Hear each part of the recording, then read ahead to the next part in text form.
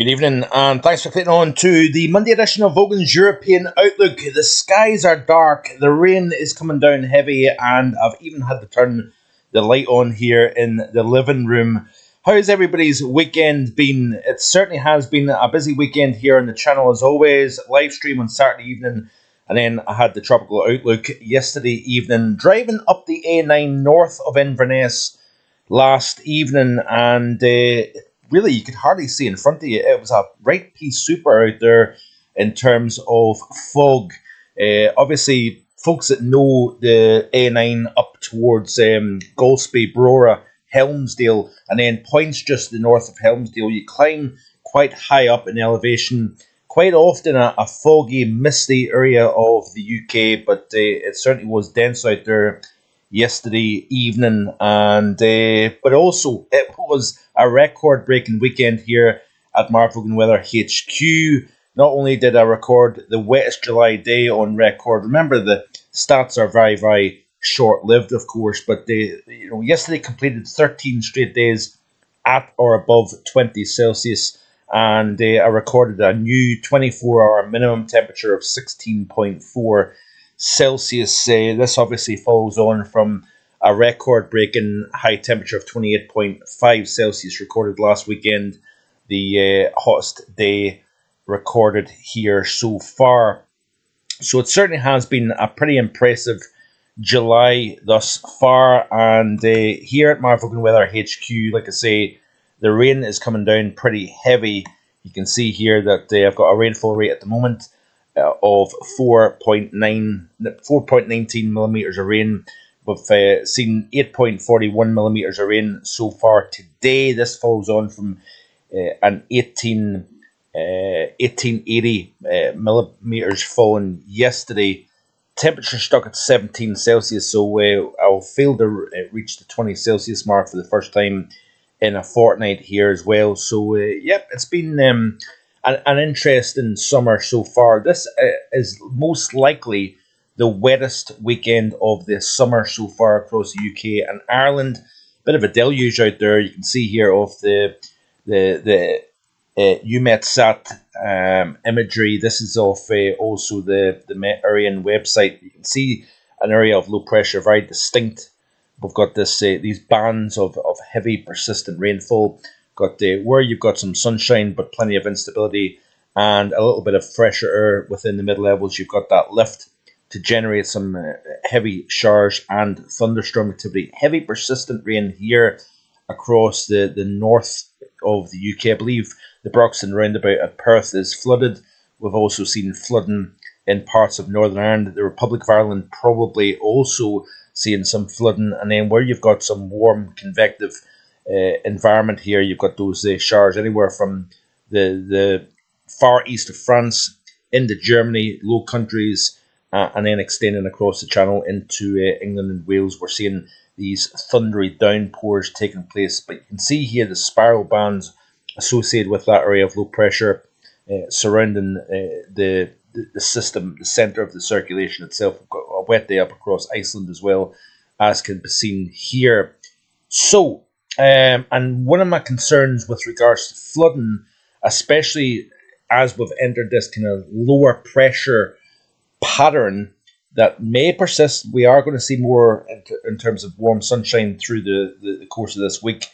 Where you've got the sun, temperatures will feel pretty warm out there. But my concern is that when you've got the low pressure and over unusually warm waters, now we've got water temperatures even in the northeast of Scotland of 16, even 17 Celsius inshore waters. That's very warm for the water surrounding Scotland in particular. Then 17, 18 Celsius along the northwest coast of England and Wales. Water surrounding Ireland as well, you're generally 15, 16 Celsius. And then once you get down into the south of the UK, you're talking about 18 to as much as 20 Celsius at the moment here. So plenty of warm, juicy air over top of this warm water. And when you've got weather systems moving in, you generate enhanced rainfall, and that certainly is likely to be the case moving forward here. So rainfall totals over the last 24 hours. This is from 6 till 6 And you can see here some fairly wet areas, especially across eastern Northern Ireland and the Republic of Ireland, and a little bit down across the southeast. Now, I don't think the thunderstorms that were projected late Friday into Saturday morning materialised quite as thought, but certainly since then we have seen a fair old amount of rain, with close to 100 millimetres of rain falling within the last day or so up in the Aberdeenshire area, and I know other areas of the country will have seen substantial rain as well. We've got even 40 millimetres of rainfall along the south coast of the south of London there, around Sussex. This is a Shoreham airport. You can see here, even at the Gatwick, we've got 57.8 millimetres of rain.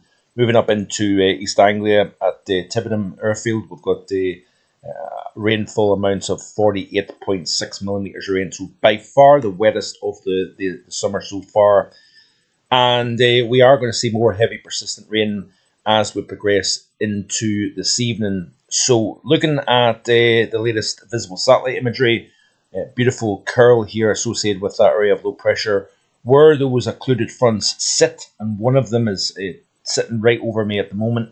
You're seeing that heavy persistent rainfall, very slow moving because there's not a great deal of upper level steering winds, so therefore this system is going to kind of just hang around, float around over the next 24 hours or so, generating further heavy and persistent rainfall through the rest of this evening and into tomorrow. We will eventually see a shift in the overall pattern. This is the pressure pattern. You can see a fairly stretched out, elongated area of low pressure draped across the UK and Ireland. And like I say, where you've got those frontal systems that kind of just park, that is where you need to watch out for some fairly heavy persistent rainfall, and you get orographic lift, you get some sunshine to generate a little bit more in convective lift. You can get some very intense downpours in the form of thunderstorms. That is all thrown into the mix over the next 24 hours or so. Moving on then, I want to show you the CFSV2 in terms of precipitation. Now this is the last 7 days, I believe. This is the last 7 day. This is the month-to-date temperature anomalies across the continent. You see here, the only areas that are marginally average to below average is northern Italy and up into the eastern side of the Alps, through the Czech Republic, Slovenia, Slovakia, and up into much of Poland is around about average.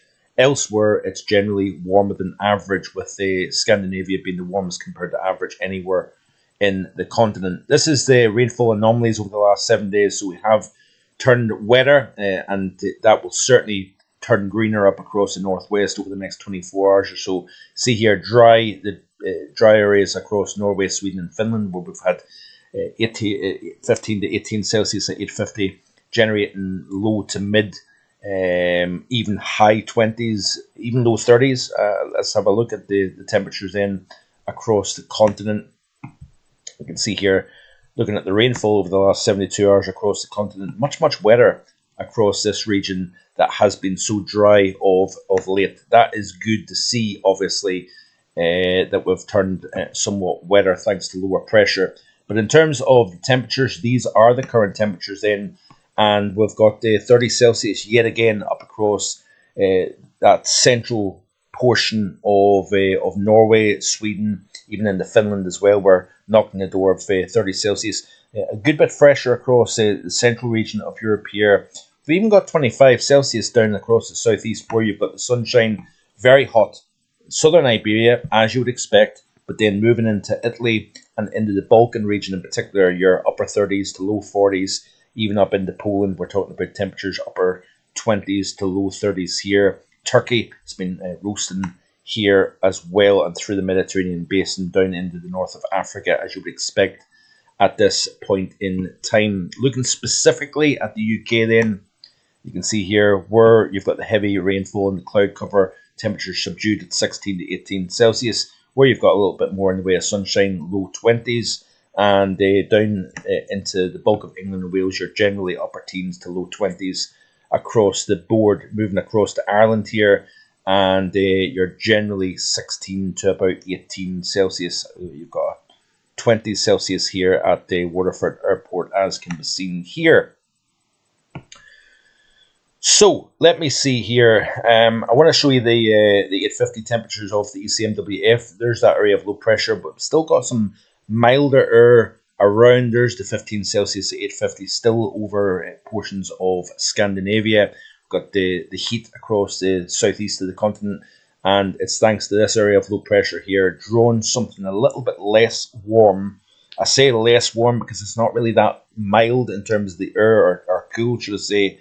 But you can see as this circulation spins over the west of Europe here, that's just pulling heat out of Africa across the Mediterranean and into the southeast of the continent. Play through this loop here, and you can see here that we've got a pretty deep area of low pressure to the south of Greenland here, drawing some fairly warm air up into the North Atlantic.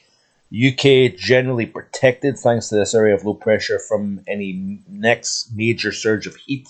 But keeping an eye on that there, we may start to see something a little bit warmer towards the middle and second half of the week. Upper 20s back into the southeast through this week. And then as we move into the weekend, got an area of low pressure up towards Iceland, higher pressure to the south. We've got a generally westerly component to the flow with the high pressure centre to the south. Winds coming in from the west. And yeah, we'll just continue to monitor this. Looking at the overview chart then, and you can see here higher pressure. If we skip back to about Thursday time frame, there's an area of weak slack low pressure, not a whole lot of wind associated with this. But this is just generating enough lift within the atmosphere, enough instability. With a reasonably warm and humid low levels, you've always got that risk of shower and thunderstorm development here. Higher pressure trying to exert influence into Thursday. Got some warmer temperatures associated with that. And then as we continue to play through the weekend here, not looking too bad. A fairly north to south divide, a little bit more in the way of breeze and wetter weather coming in off the Atlantic into the western side of northwest England and western Scotland. Drier further east over Scotland and down across England and Wales here. And then we're keeping an eye on this little feature right in the northern flank of the high. That looks as if it's going to move in and generate more wet weather towards the early portions of next week. So this is away out a week from now. So yeah, obviously room for chopping and changing, but you see the overall difference in this pattern. Higher pressure to the west and northwest, northwesterly component of the flow. The low pressure then starting to kind of congregate over the UK and Ireland. So that is a different signal to what we've seen. And part of that reason is likely due to typhoon activity over the West Pacific. The eastward progress of that rise in motion associated with the Magellan Oscillation is generating a little bit of a different response downstream with the Rossby wave progression as well. So, yep, it's kind of playing out as I would have expected it to. Let's finish off then by looking at the precipitation of the ECMWF for the UK as a whole. We are going to see, obviously, frontal systems moving into Europe. With a lot of heat and humidity, we're talking about further enhanced storms with damaging wind, large hail, thunder, lightning, flash floods, etc., etc.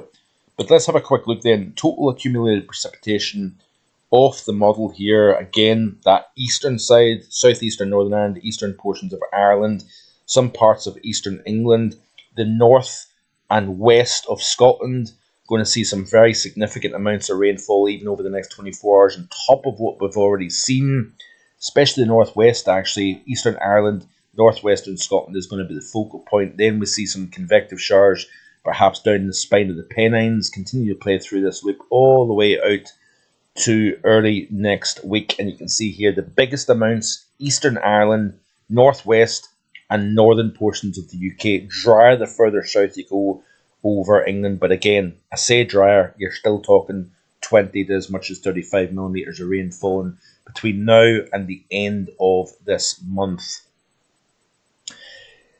Finally, let's have a look at the temperature anomalies of the CFSV2. This is the rainfall anomalies, by the way, over the next 7 days. You can see wet northwest, generally drier than average, showing up off the CFSV2, which is quite interesting. Kind of take that with a bit of a pinch of salt, if I'm being honest with you.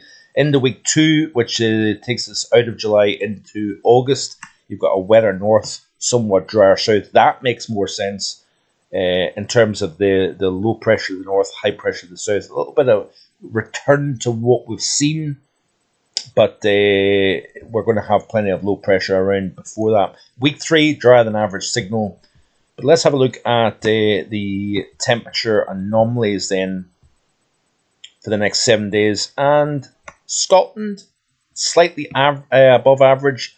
Ireland, Northern Ireland, England, generally average to below average, which is quite interesting over the next 7 days. And then into the week 2, cooler north, somewhat average further south. I want to skip back actually and look at the parts of France, Low Countries, in the northern portions of Iberia. Firmly below average over the next 7 days, but very warm compared to average across the east and across the north of the continent.